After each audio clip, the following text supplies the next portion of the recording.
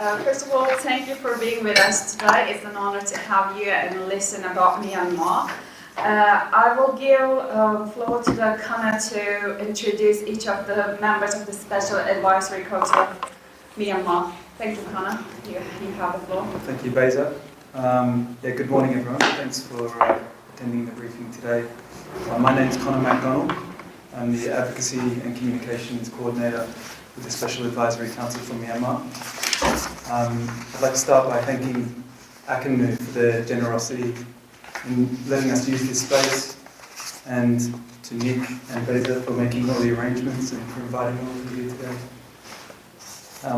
Today we'll be hearing from SAC-M's 3 founding members, Ms. Yanghee Lee, former UN Special Rapporteur on the situation of human rights in Myanmar, Mr.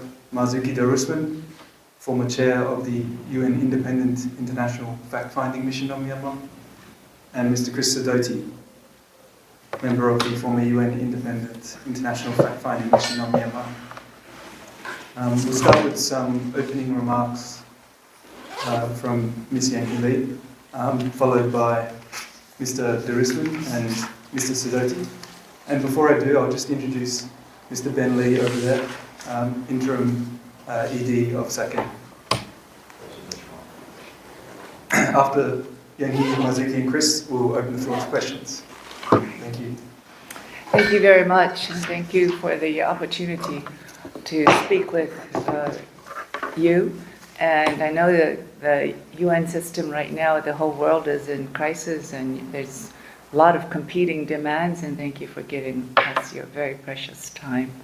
I'd like to start out by giving you a brief kind of introduction to where the situation is right now in Myanmar. And I'd like to discuss some of the internal issues and some of the external factors, and how we see this thing as unlike what we've heard from many reports, a very pessimistic narrative. We rather have a pretty positive view in this situation. I mean, there's nothing positive about a crisis like Myanmar, but I will explain what that is. I don't know if any of you in your journalist history, career, has ever seen a country where there has been a coup attempt and it's been going on into the 5th year. The people have been so resilient. They are determined not to be squashed by the military. They've been under their rule for about 7 decades, and they're not going to let this happen anymore. And it's surprising that the international community is not really recognizing that, and has not been forthcoming in coming to help with the people of Myanmar, all the peoples of Myanmar. The situation there is the resistance movement, or the democratic movement, is consolidating more. They are now in line with the NUG government. Even Arakan Army is cooperating, although they haven't said publicly that they support NUG or they are with NUG. But first time, I think, in 7 decades that all of the ethnic organizations are on the same page, looking with the Bama majority government, NUG, looking at the military as the enemy of the state. And they want to get this enemy in its barracks as soon as possible. The junta is losing, and we have done a report 2 years ago on the effective control, and we've done 4 years ago, and we've done an update after that, and how the effective control, not just territorially, but of course people zoom in on how much territory that the opposition has, but we were looking more on townships and some of the services that are being set up and how life is continuing with health services, education, even the judiciary in some areas. The junta now, and Min Aung Hlaing admitted, I think about a year ago or even more, that the junta only has about 30% of the territory that they completely hold with. Now it's diminished even more so. The resistance has control over all the trade routes going through the neighboring countries. And right now, the situation is where, since the junta does not have control over many parts of Myanmar, about 2/3, even more, about 80% of Myanmar, that they resort to airstrikes. And that's where the most destruction occurs. Currently, there are 3.5 million people that are displaced in Myanmar. And fighting continues. This right now is the dry season. And so when people are displaced, they really don't have places to go where they can find shelter or food and water in the woods or in other parts of Myanmar. So you can see how dire the humanitarian situation is. We've always talked about considering humanitarian assistance through the corridor, through the borders, but many countries, and this is what we've been talking to when we engage with member states, is to, in terms of your ODA, to freeze your ODA, official development assistance. But many countries still continue to provide humanitarian assistance. And our next question is, how do you provide the humanitarian assistance? Oh, we provide it through the UN system. And we say, that's not the way to do it, because the UN has to get authorization from the military.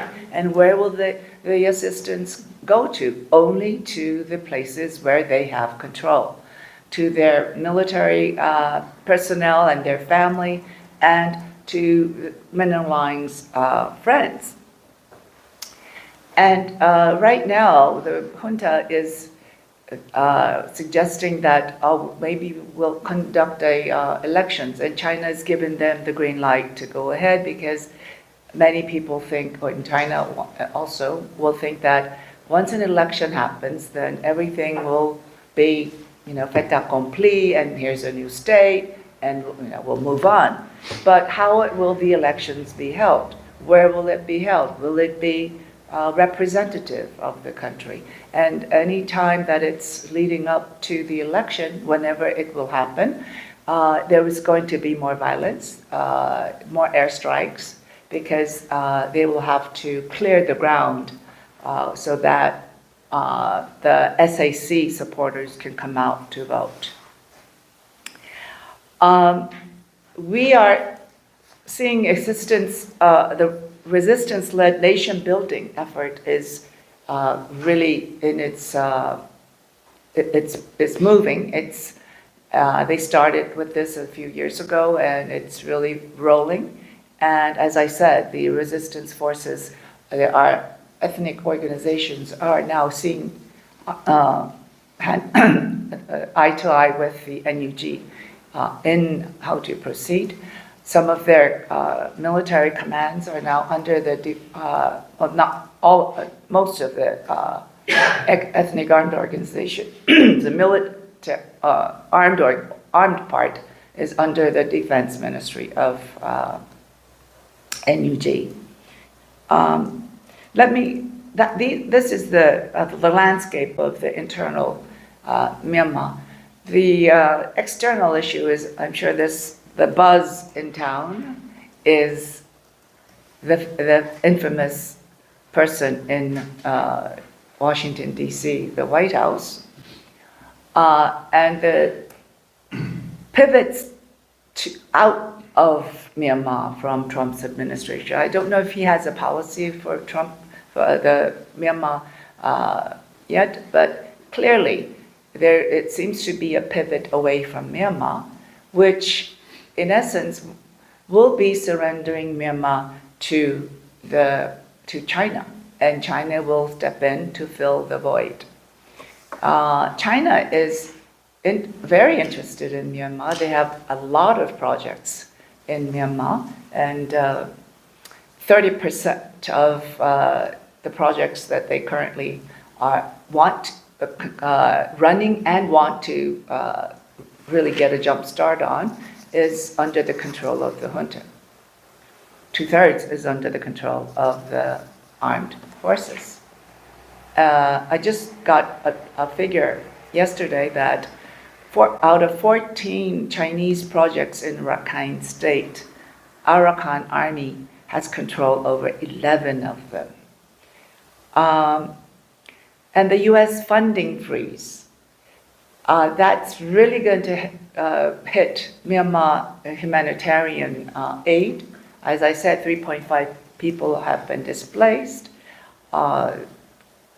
I understand that there's about $1.1 billion that have been frozen due to this aid, and most of that also is focused on Rohingya too in Cox's Bazar. So, and I just read that the rations monthly amount that's spent on each Rohingya in Cox's Bazar has now gone down to $6 a month, and it was $8 a month, and so that was like at the minimal level. Now this is even below the minimum level.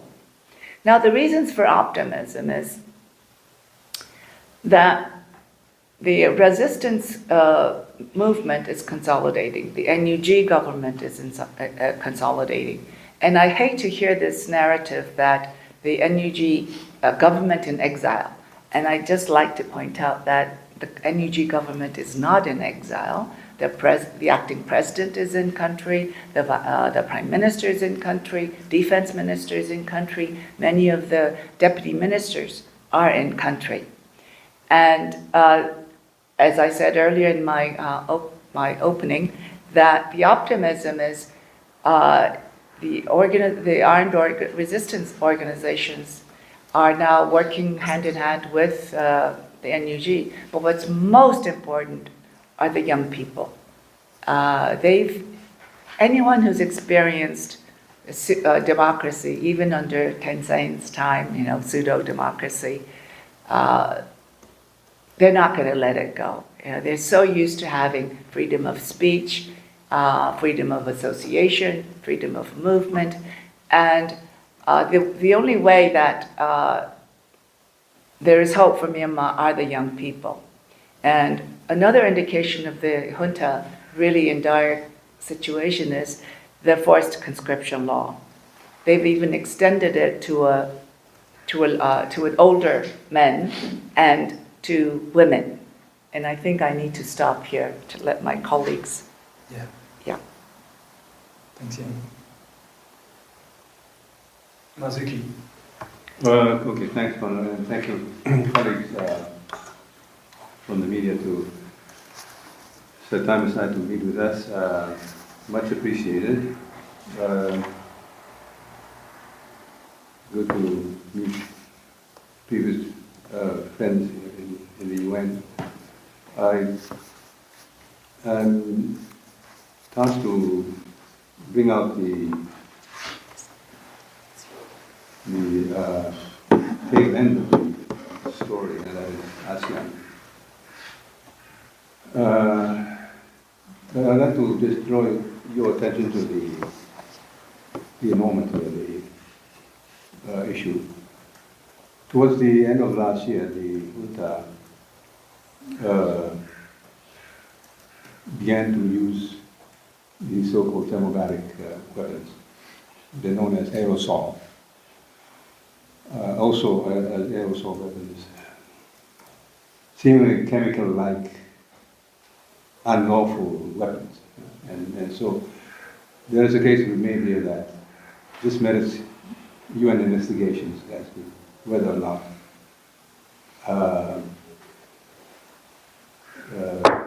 it meets the qualification of unlawful weapons being used in Myanmar.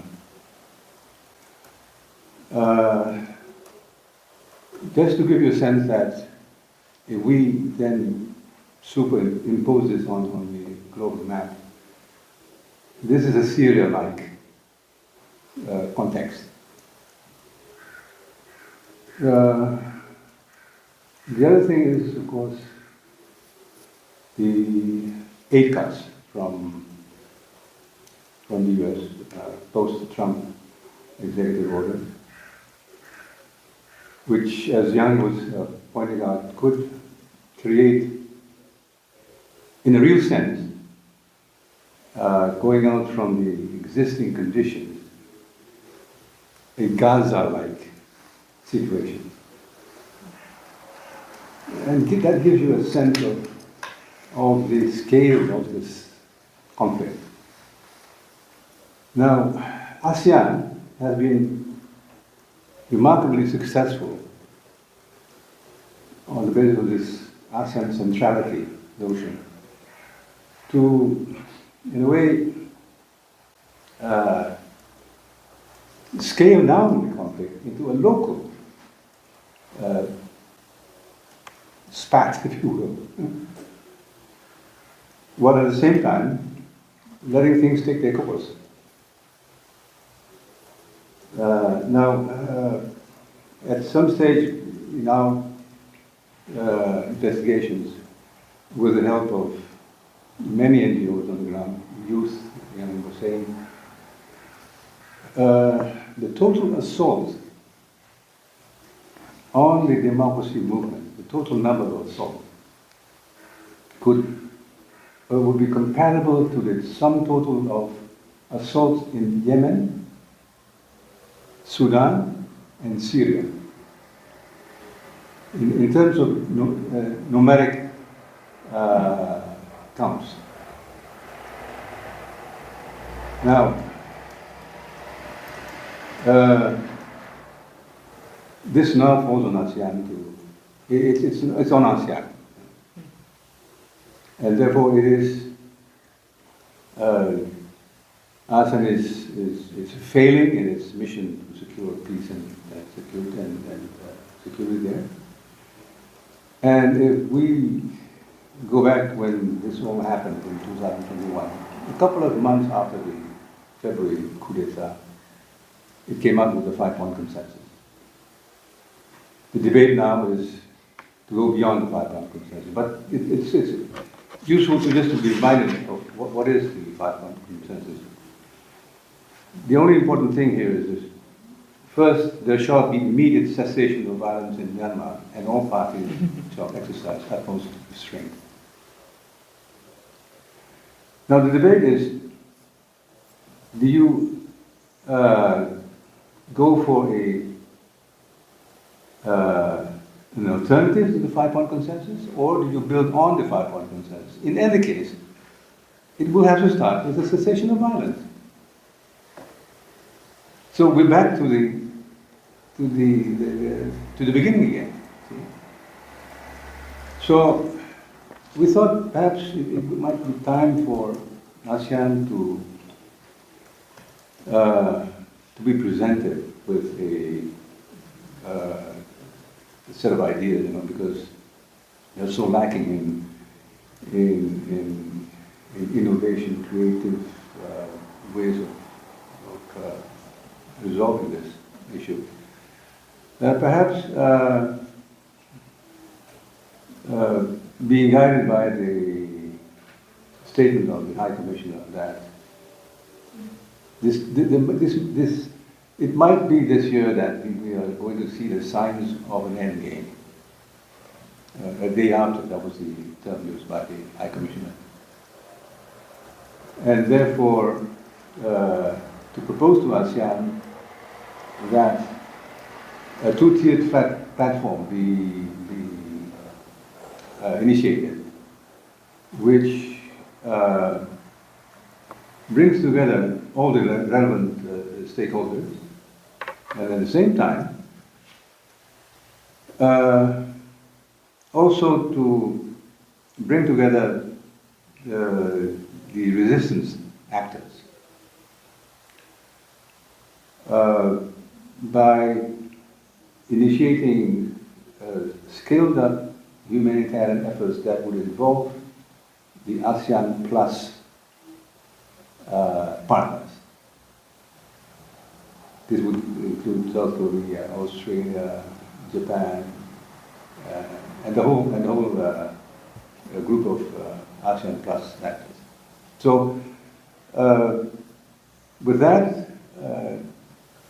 I think there is hope that we can move things along. But at the same time, being cognizant of the fact that eventually the resistance will prevail, the junta will be somehow overcome, but that would be then where the main players will be the local players here, the bordering forces, China, India, and Bangladesh, and leaving the rest out of the picture, including the United States, for that matter, at this stage. Thank you. Thank you, Marzuki. Chris. Thanks, Connor. I have 6 minutes, then it's over to you. When we were set up, just after the attempted coup, February 2021, we identified 3 areas where international action was essential. They were cutting the weapons, cutting the cash, and cutting impunity. In each of those 3 areas, there has been significant progress in the intervening 4 years, but there are very important steps that must be taken now while the opportunities continue. Cutting the weapons, the arms, was the first.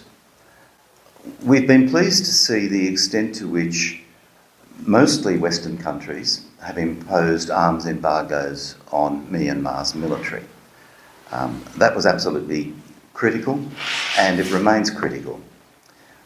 In the early days, Russia was a principal supplier of weaponry, but since February 2022, Russia seems to have been preoccupied with its own needs without worrying too much about Myanmar's. It does seem that Russia is continuing to supply drones, but not at the moment aircraft, because it can't afford to lose any. China remains a principal supplier of arms to the military and to the armed groups. China has traditionally supported all sides in Myanmar, providing weapons and money to anybody who wants it, because it's been unable to determine who in the end was going to win. And China is absolutely convinced that its ultimate priority is to be on the winning side, whoever that may be. We did some work a couple of years ago looking at the domestic weapons production industry, because we saw that as being the Myanmar military's response to the widening arms embargo. It needed to produce more itself. And our report, for the first time, mapped an extensive network of 25 domestic industry factories or complexes where this was being carried out. In the next couple of weeks, we'll be producing a follow-up to that report, where we will be looking at one factory in particular called Defence Industry Factory 21. And this is the factory that produces the thermobaric bombs or fuel air enhanced weapons that Marzuki was referring to. And we have found very significant Chinese involvement in the development of that facility, in technical cooperation, in design work, at least up to 2021 and possibly continuing. The fact is that these type of weaponry could not be used by the Myanmar military had it not been for Chinese assistance going back to around about 2010. So that report will be coming out shortly. It is essential that there be a continuation and extension of the cutting of arms, the weapons embargo, so that the military is incapable of doing what it is doing. The fact that the air campaign is producing more casualties now than ever in Myanmar's history is a reflection of the fact that the military can no longer operate on the ground in large parts of the country. It has a near monopoly on air power, and it is being contested whenever it produces soldiers on the ground trying to hold territory. And so we are seeing increased use of air power, reflecting the losses, but imposing enormous casualties. That means as well that if we are serious about cutting the weapons supply, we need to cut the fuel supply that enables the planes to fly. And again, in that area, there hasn't been broad international support across the board, but unfortunately, even some Western countries are continuing to supply or permit the supply of fuel to the Myanmar military, and that simply has to stop if the killing, principally conducted by planes, is able to stop. So that's the first cut. The second cut was cut the cash. Here again we have seen significant action since the coup started in February 2021, with sanctions imposed quite extensively by the European Union, the United Kingdom, the United States, Canada, Australia and New Zealand. Those cuts need to continue and to be directed increasingly at actual cash. There have been a number of Myanmar banks that have been sanctioned, but not all of them. There are two principal military banks, the Myanmar Economic Bank and the Myanmar Agricultural Development Bank, that need to be added to the sanctions list, and the Myanmar Central Bank in particular, which prints the money, should also be put on the list. We commissioned Sean Turnell, perhaps the best economist with knowledge of Myanmar, to write a report for us, which we released 2 or 3 weeks ago, dealing with the demilitarisation of the Myanmar economy. Our concern is not just to address the current situation, but to look towards the future, a future in which the military is under civilian control and is not dominating the economy. And Sean's paper does that, and it particularly looks at the role of these banks.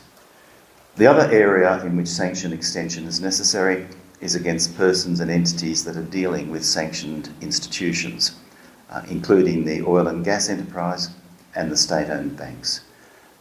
Removing the banks from the SWIFT system, as has been done with Russian banks, is a critical step, but also sanctioning those who are continuing to deal with Myanmar, the Myanmar economy and the Myanmar banks is required. So cutting the cash has a way to go, and there are steps that can be taken.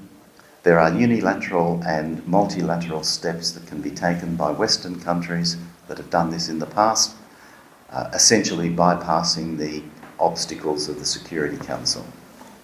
And the third cut was cutting impunity. And here, at long last, we are seeing a number of very significant developments.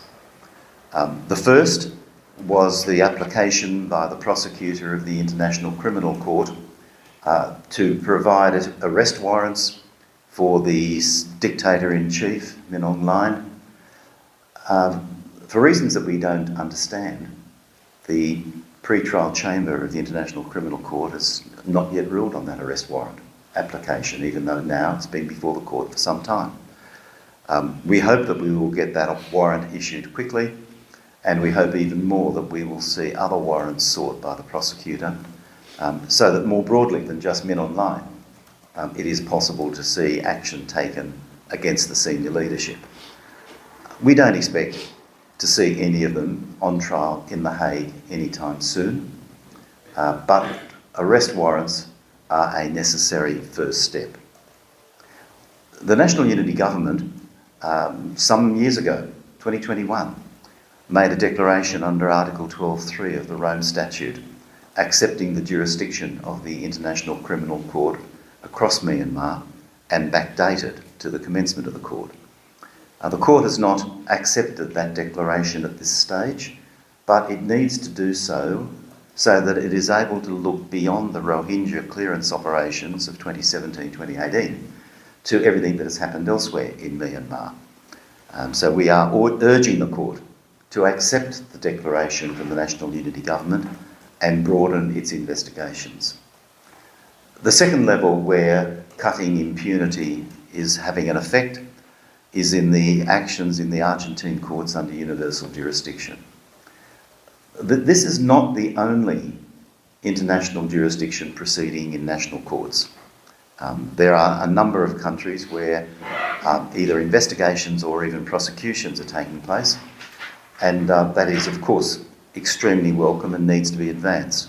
But Argentina is the most advanced at this stage, and the Argentine court 2 weeks ago issued arrest warrants in relation to 25 military and civilian leaders who held key positions in the 2016-27 period. Arrest warrants issued by the International Criminal Court need to be enforced. All state parties to the Rome Statute are obliged under the Rome Statute to act upon the orders of the court. So there needs to be international action in relation to those arrest warrants when they're issued. But there also needs to be international action in relation to the Argentine warrants. Universal jurisdiction, by its very title, is universal. And all states and all courts have obligations under international law to apply international law within their jurisdictions and extraterritorially. So there is much progress. And in part, the international community has contributed to the situation now, as described by Yanghee, where the military has lost. The war is not over, but the military has lost. This is the work of the Myanmar peoples, but there are steps that can and must be taken internationally to be of support to the Myanmar peoples for two reasons. One, so that their suffering is brought to an end, and second, so that the Myanmar that emerges from these long decades of conflict is a far better Myanmar than what they have experienced in the past.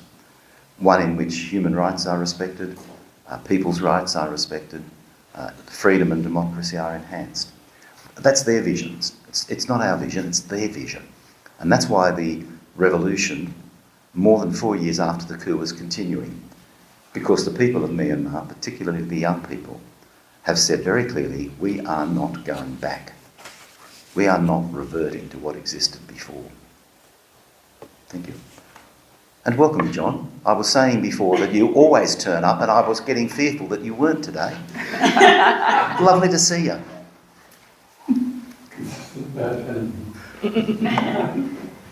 Can we now open the floor to questions? Please. Questions? Yeah, Lauren, please go ahead. Lawrence, Swiss News Agency, thanks for the briefing. You briefly touched on Cox's Bazar and Bangladesh. So how do you see the evolution in the care of the Rohingya refugees with the new provisional government in Bangladesh? Are there signs that it's going to be improved or not necessarily? You mentioned that figure of 6 countries.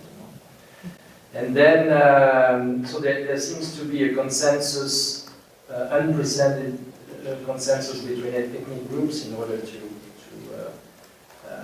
tear the junta down. Do you see that going on after the military will be gone, or is it just contextual in that fight against the military? In terms of the new government in Bangladesh, I don't see how the refugees, how the government themselves can ameliorate the conditions of the refugees in the camps with this cut in humanitarian aid. There are more than 1 million refugees there, and it's growing in numbers. Some refugees have been there for decades. Some of them were born in the refugee camp before the genocide happened. So unless the international community really buckles down in terms of finding a solution for Myanmar internally, the refugee or the Rohingya situation is going to get worse and worse. Right? They cannot go back now. There has to be stability, safety, conditions where they can go back to the places that they originally came from. And this is not going to happen because everything has been destroyed during 2016 and 2017 to atrocity times. And right now the fight against the junta and the Arakan army has even destroyed more property. Yeah. The other question? Yeah, can I do the second question? Yeah. It's a really difficult question, and there is no clear-cut answer. Answering that question requires action now, however. The groups are united in opposition to the military, largely across the board. There is one significant army, the Wa army, that is staying out of the fighting, but most of the others have a broad consensus of opposition to the military and a broad consensus about the fundamental principle of a federal democratic Myanmar. The difficulty is that that needs to be fleshed out and there needs to be agreement on it. And one of our fears, being very blunt, frank with you, one of our fears is that unless those discussions are taking place now and the nature of a new Myanmar is agreed over the next 12 months, we will see a situation where the war comes to an end and no one knows what next. And I think this is why the High Commissioner in his statement on Monday talked about the day after. We are pressing strongly with those that we speak to. At the top levels, we have good contact. We deal at the top level with the National Unity Government and with many of the ethnic organisations. And we are urging them to have serious discussions now from the ground up and at the top level about the nature of a post-military Myanmar so that the enduring consensus that you refer to will be possible. Many say to us in response, we have to win the war first and then we'll worry about it. If that's the approach, then it will be too late. So there was no offer by third countries to host kind of There have national been, dialogue yeah, with all these opposition forces? there have been dialogues. In particular, Indonesia, at the time of the Indonesian leadership of ASEAN, and then the following year, the Indonesian Foreign Minister, Ibu Retno, was very good at bringing people together. And she says that during those couple of years, she had hosted over 200 meetings of people of different levels within systems. They were more related to exchanges of information, it seems, rather than negotiating sessions. And those that were there were not really negotiators. There have been smaller meetings convened for specific purposes by some other states like Norway. But to date, there has been no process by which the level of specific discussion and negotiation that is required has been possible.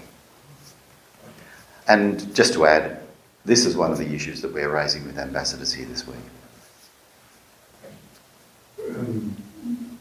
Western ambassadors, or are we talking about ASEAN ambassadors? Both. Right. Can I? Yeah. Yeah, I mean, I'd like to push you on the NUG status and the fact your assertion. I was surprised by your assertion that the NUG Minister of Defence is now, in some way, shape, or form, overseeing the operations of the ethnic armed organisation. Because I mean, most of them precede by many years the existence of the NUG. A lot of them have been fighting each other fairly aggressively over the years. So, yeah, what is the extent you see of the NUG's engagement with the ethnic armed organisation? In particular, I mean, we see the Arakan Army, which is linked particularly to the Kachin, but they don't seem to be following any sort of broad opposition agenda. Their agenda seems to be let's control Arakan state and do deals with the Chinese as necessary and so forth. So yeah, how do you see that going forward? Well, broadly, the Defense Ministry oversees all of the PDFs and the ethnic armed groups. The NUG has produced a code of conduct for all of the ethnic armed groups, and what they call another is the People's Defense Forces. And there's been a lot of People's Defense Forces springing up during the course of time.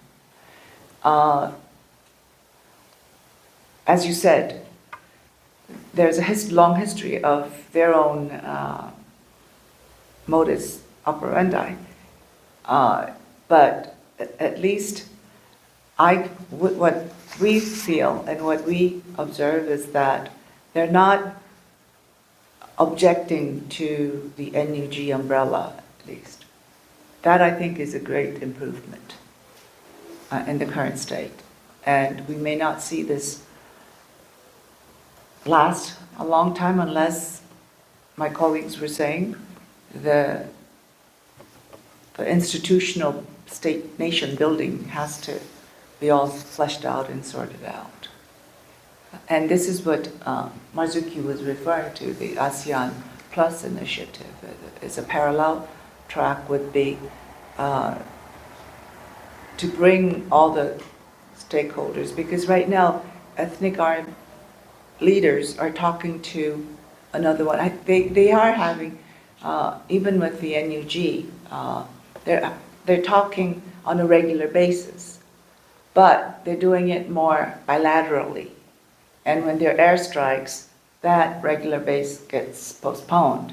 And so we are hoping that some country and some facilitators, and we think that Julie Bishop, the Special Envoy of UN, and the Special Envoy of ASEAN can jointly facilitate a meeting or platform where all of the relevant stakeholders of Myanmar can come down and be around the table and start to discuss what they want in the center, or what they want devolved, and what kind of governance will they tolerate or accept. Let's say that's one of your priorities. Yes. Well, just to follow on, we met with the NUG government before coming to Geneva, and I recall one point that the acting president brought up was that the NUG is now in the process of consolidating itself, which includes they call streamlining, but also reshuffle of the cabinet, and that gives you a sense of the dynamics, in going into this end game, inching into the end game, although we're yards away from there yet. But the end result, of course, is that the ethnic groups have been able to, over the course of 2 years, to evolve into some sort of a governance arrangement with the NUG in the leading position. So the hope, of course, is that when the time comes, then the NUG will be then ready to take over the governance functions. But that all depends on how things evolve on the ground. And for the moment, I think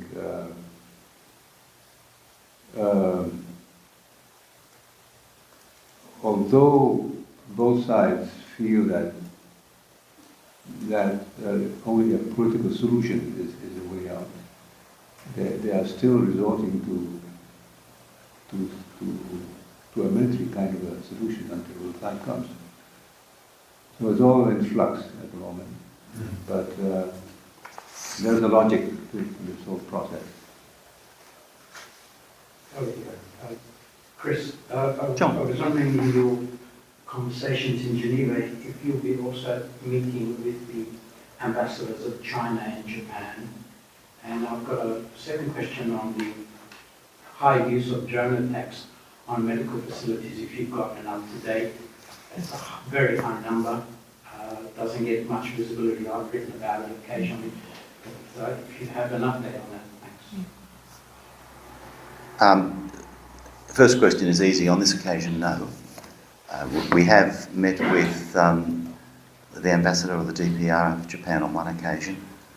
We've not met or been able to meet directly with the Chinese ambassador or one of the senior people there at this point.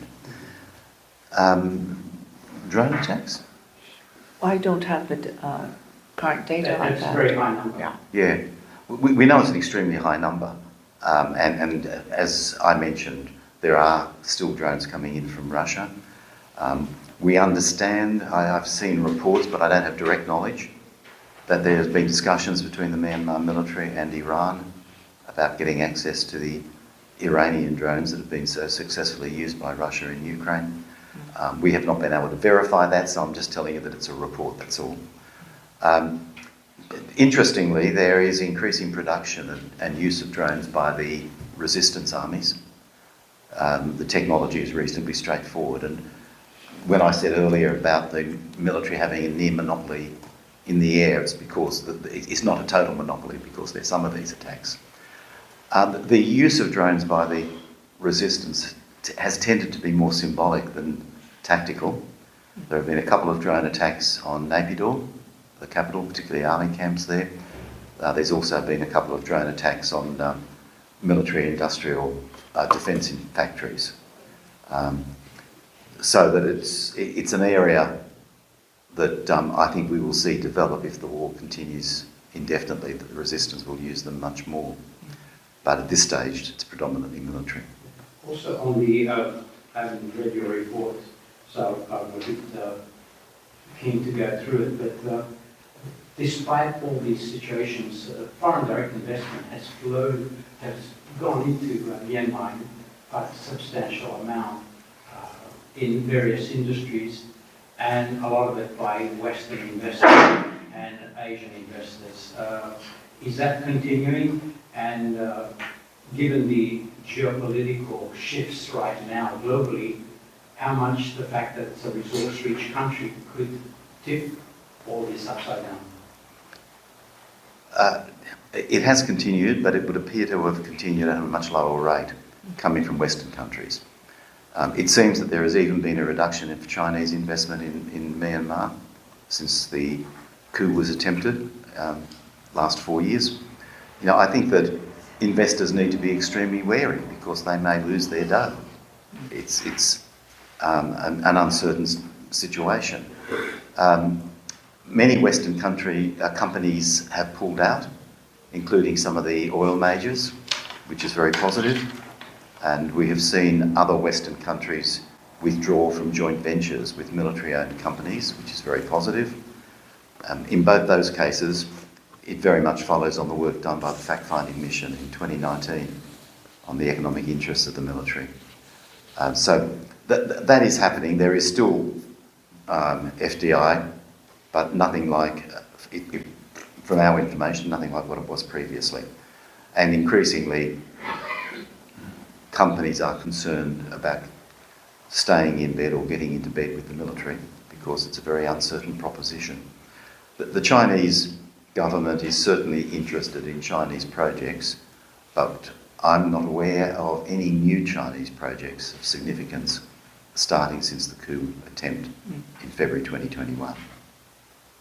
Has the Chinese engaged bilaterally with our economy on the deep sea port plans? Oh, yes. They have, Oh, yes. and those are now protected. Yeah. As I said, that's the major interest now for China in Rakhine State is the Chokpyu deep sea port. I think our economy and other areas of Myanmar too, the ethnic or resistance forces have signaled to China that we will not hurt your projects. And currently there hasn't been attacks on the pipelines by the ethnic armed forces. There recently, since the last year's 1027 operation, the junta has lost like hundreds of outposts and 2 major battalions. And the resistance forces are now capturing much of the munitions. They haven't been able to capture a plane of any sort yet, but they've captured many of the artillery and are going to get more serious about fighting against the junta.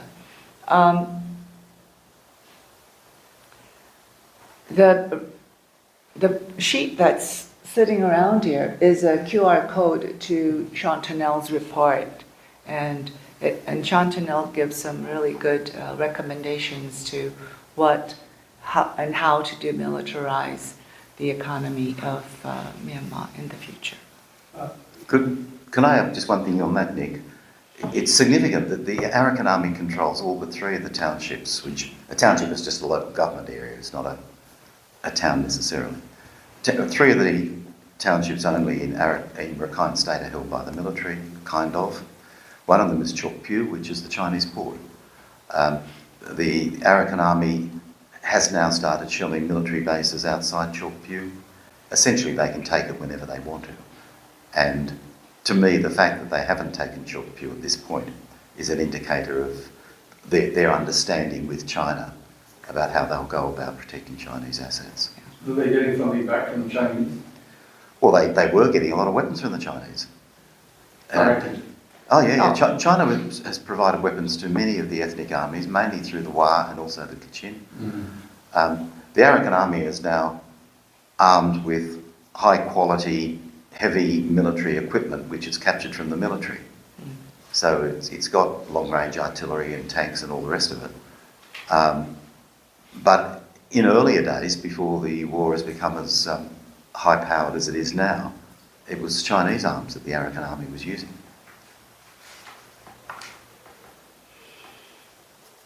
More questions? Yeah. Hey, John. Sorry. You said that Russians are not, Russian military assistance has diminished, but, and you referenced specifically planes, but there was a report, I think, in the Irrawaddy a week or so ago, saying 6 more aircraft have been just delivered from Russia. We have been online in Moscow, I think, as we speak. Yeah. Why do you think this is going down? I mean, we need more detail on the nature of the planes that have been provided at this stage. But so far as I'm aware, and I think unless Connor's got more up, Connor's the guy who's been monitoring all the arms stuff. It seems that since the Ukraine invasion, Russia has not been providing planes. I mean, the planes were coming in from Russia before that, and even after 2021, after the coup commenced, Men Online was in Moscow a couple of times. But it does seem to be mainly drones since the Ukraine invasion. And I don't know much. Do you know much about those planes? No. Men Online, I think, is in Russia. He's been visiting Russia quite often, and I think he's been purchasing, giving them some money as going therefore on a shopping spree, and which Russia needs now. Russia would need more cash. And Men Online has all the cash. yeah. Who supplies the fuel? That's a major. You hit the nail on its head. Certainly China. China. And possibly coming in through Thailand, but not necessarily coming from Thailand originally. On this situation, given the friction in the region, and you've got the Indo-Pacific, India, Japan, Australia, the US, and you've got what you're saying here, the Chinese playing a very active role, backing many of the opponents. In the change in the situation of the overthrow of the military, what do you see playing out in terms of spheres of influence? Will they stay neutral, or will they be under pressure to fall in line with one or the other of the two big players in the Pacific Rim? They've. Can I, John, just put it in context? Yeah. The Myanmar military, first and foremost, is racist and has a history of being anti-Chinese. Secondly, Aung San Suu Kyi and Xi Jinping had developed a very close relationship. And in fact, shortly before the coup, Aung San Suu Kyi was in Beijing for the Belt and Road Initiative Forum, and it was reported that she and Xi Jinping had signed 27 agreements, the contents of which have never been disclosed. So don't assume, I get irritated when, well, even at the time of the coup, it was said that the Chinese were behind it. And that was always nonsense. The Chinese had a very good relationship, and still do, with the NLD. Now, China doesn't operate through formal arrangements like the United States used to. So we're not going to see some kind of formal big deal treaty arrangement with China. But, Myanmar is a place for investment for China.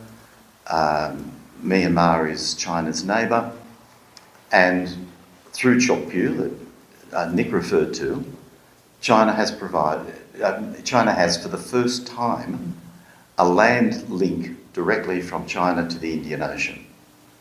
There is a railway from Yunnan to Chok Pyu port, which provides China for the first time with a land-based link to get access to the Indian Ocean.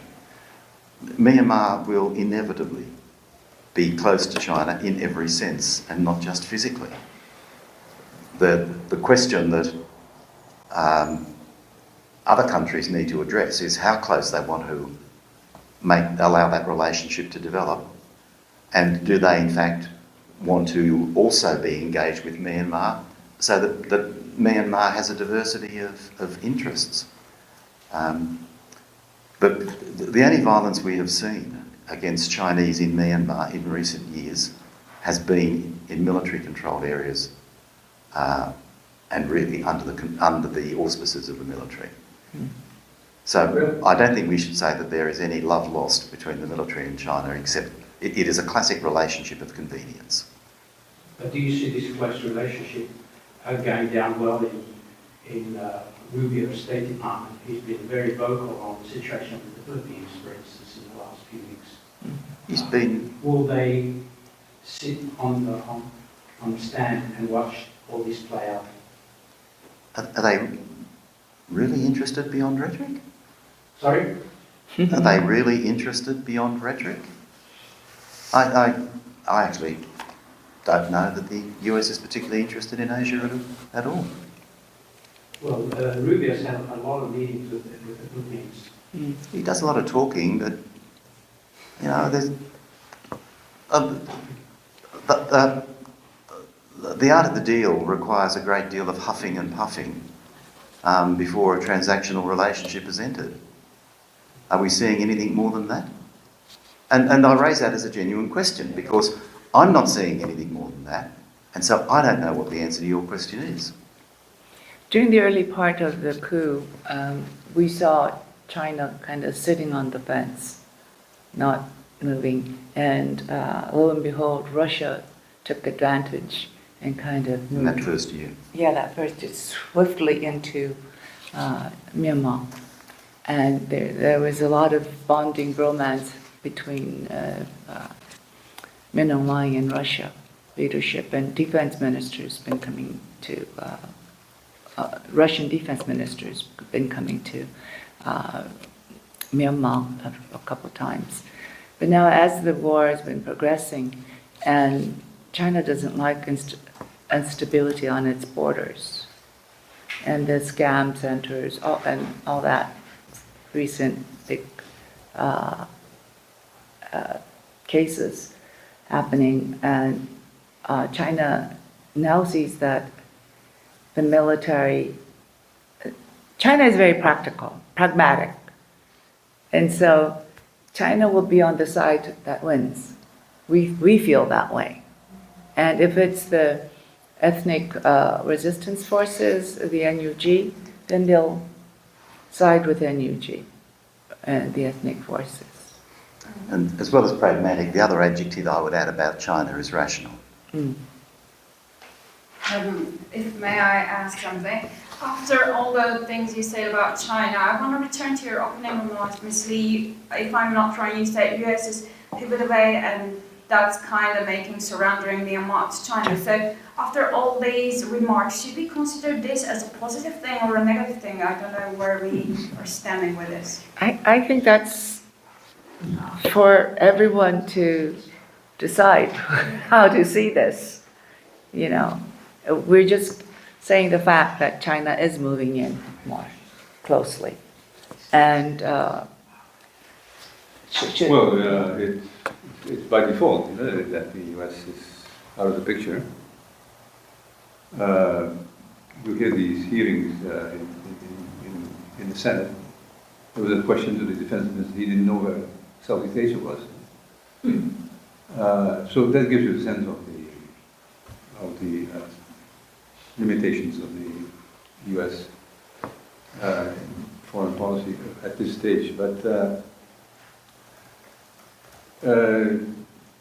after Ukraine and Gaza, I suppose in the Indo-Pacific is going to be the next big thing for the United States to figure out what their policy would be in the region.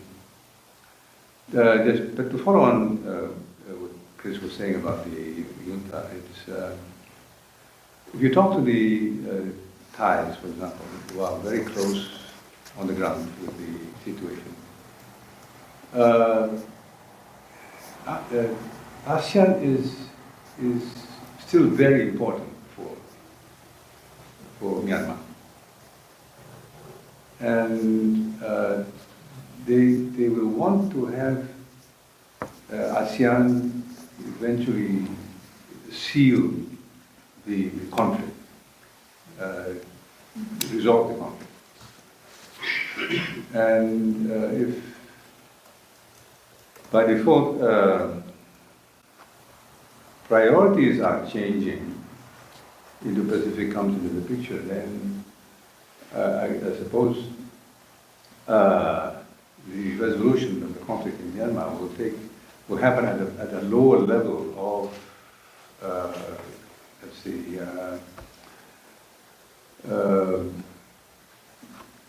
I would say quality, but it would be expedited in a way that would give due recognition to the fact that the junta is not only the problem, but part of the solution. And so, in that sense, we take in the election that the Chinese are really pushing for, giving a sense that the junta may want to have this whole conflict resolved as soon as possible, in any way, and use the legitimacy of a sham election, whatever it means, to try to regain recognition again within ASEAN. So these are all moving parts. If the Indo-Pacific then comes out into the picture, then ASEAN may be forced to resolve the conflict much quicker than they would prefer, to allow things to sort it out within the country. And it would certainly be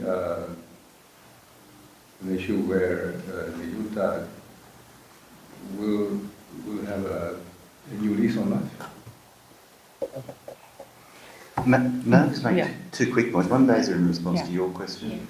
The only measure about whether China's influence is positive or negative is the well-being of Myanmar's people. If China contributes in any way to the continuation of the military's actions, then China's actions are negative and the Myanmar people will resent China's role. If China supports the aspirations of the Myanmar people for a modern democratic state, well then the people of Myanmar will see it as positive and will be appreciative. And what would be saying about, in the context of the current situation, the current moves of the China, how would we evaluate that? I think people, and like we, see China playing all sides. We see China as potentially playing a very positive role.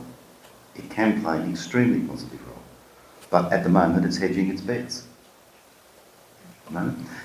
Just the other short question, a comment I would make, just goes back, John, to some of your questions on China as well, but also other questions on Russia. You know, one suggestion I would make to you as coming from someone from the region. Do not assume that China is happy with Russia's role in Myanmar. Do not. You know, I get fed up with the United States talking about the fears of this eternal friendship, and it totally misunderstands the nature of the Chinese-Russian relationship. So, you're experienced journalists, don't fall into the trap, please. Just one point I'd like to stress is that we have all been mandated people here, but now we're unmandated. And since we're unmandated, we can say more candid things. And I think that today it really shows that we can carry on and say things that we would never have been able to say when we were mandated. One more question. Do you know if there, whether what the position of the Arakan Army and of the NUG respectively might be towards repatriation of Rohingyas? Of course, NUG wants all of the Rohingyas repatriated at some point. It does. Of course, it would say that. It would say that. The Arakan Army also officially would not say, we don't want you guys to come back. Because now Arakan Army has gained recognition in the international community as how they can maneuver in the western part of Myanmar, and has been able to govern in that part of the country. But as of now, this situation in Rakhine State is not conducive for any refugees to return. First of all, the violence has to stop for them to return. In Rakhine State, it's been very interesting to see some of the Rohingyas drafted to fight with the military, and some have sided with the Arakan Army. And for them to, that's going to be another phase where people will have to come to some reckoning after this conflict is over, because those who fought against each other, these Rohingyas fought against each other. And I'm sure there has been, I can't say how voluntary that was. Yeah. Well, I mean, the impression is that it was involuntary. Right. Kind of forced conscription. Yeah.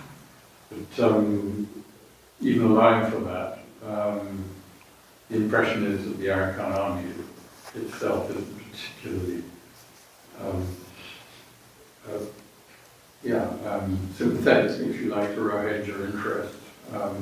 There doesn't seem, I don't know, maybe I'm wrong, but there doesn't seem to be any active dialogue between the Arakan army and Bangladeshi authorities on ways to facilitate even limited returns of Rohingya, which presumably Bangladesh is pretty interested in, but they don't seem, Arakan army doesn't seem to be interested at all. Is that I don't know if it's just totally interest or not, but right now the conflict is going on, and they can't come back. So that could be the excuse, and we can't have any dialogue because as long as the junta is here still fighting us, we can't have anybody returning. Yes? Yeah, what role do you see the UN can play in this conflict? I mean, it's a question, I know. The short version, please. from UN nowadays, No, because now we spoke on very fragmented aspects. Yes. So We've done a briefing paper on the failure of the UN. The latest failure of the UN in Myanmar. Yes. yeah. Yeah. First of all, the UN the Secretary General needs to appoint a permanent resident coordinator in Myanmar. Most of the heads are not living in Myanmar, they're outside. Well, the excuse is then we don't want to legitimize the junta because we have to get an agreement with the authorities, and who would be the authorities to give them the agreement. That would be the first thing. The second thing would be for the UN and its agencies and programs to facilitate cross-border humanitarian assistance. They have done this, for instance, in Syria. Yeah, they have to do that. And the third thing is, I'm going to be very, very bold, is that the UN agencies, programs, they must serve its original purpose, is to serve the people, not to serve the interests of their organization. And we've seen some of that happening in Myanmar and in Bangladesh. I probably never get a mandate from Myanmar now that I've said this. And the fourth thing is that the Secretary General needs to give it his personal priority. Yeah. The fifth thing is that there is a need to provide a common basis for discussion across states, including China. Kofi Annan and Ban Ki-moon had a Friends of Myanmar group operating, which included not just Western states, but states generally, in which China participated. And it seems that come around 2015, 2016, that was decided that it was not necessary because Myanmar was about to become paradise on earth. Didn't quite work out. And there is a group in New York convened by Canada only of like-minded countries. And the most important country is China, and the second most important is India, and they're not there. So the Secretary General needs to try to find a way to get those countries with a legitimate interest in Myanmar to talk to each other. And he has the capacity to do that. The Security Council has only passed one resolution on Myanmar since Myanmar was admitted as a member in 1948. That reflects the politics of the Security Council, of course, but ways to end that deadlock need to be explored. Where there is no deadlock, as in the General Assembly, the General Assembly has a third committee resolution on Rohingya every year, but it has not addressed the general situation in Myanmar by way of a GA resolution since May or June, I think it was June 2021, in the months after the attempted coup. The GA needs to become focused again on the broad situation in Myanmar, particularly in the context of Security Council dysfunction. You know, there are, Yanghee went through many others. There are things that the You want to UN add can anything do. that the UN can do, Marzuki? We'll have a list of... It's interesting you saying that, Chris, because the ILO was very active in sanctioning Myanmar. Yeah. And you're saying the Security Council was not there. Here for years, they were on the blacklist. Yeah. And you know, it's before the ILO again. The ILO had a Commission of Inquiry report. The governing body of the ILO will consider it this month, and it's on the agenda for the International Labour Conference in June. Yeah. But how is that very active in the ILO for decades and practically absent in the Security Council? Yep. I mean, that is the question. I guess it would be because of the setup of the ILO. It's the tripartite system. And you don't have just member states, you have the workers' organizations. What's stalling it in the Security Council? Oh, the veto Permanent powers. five doesn't work? The veto powers, yeah. Whereas in ILO, it's different, the setup is very different. Do you want to add on to the long list of what the UN can do? To be fair, the role of the High Commissioner has been really impressive. Yeah. It seems that in behalf of the SG, he's taking the lead on this. In terms of thought processes, in terms of opening up a trajectory, this whole thing about the day after, it gives you the sense that there is this belief, you know, that things are gradually inching towards that. But otherwise, one could make the argument that maybe the UN shouldn't do anything more because it can just make things worse.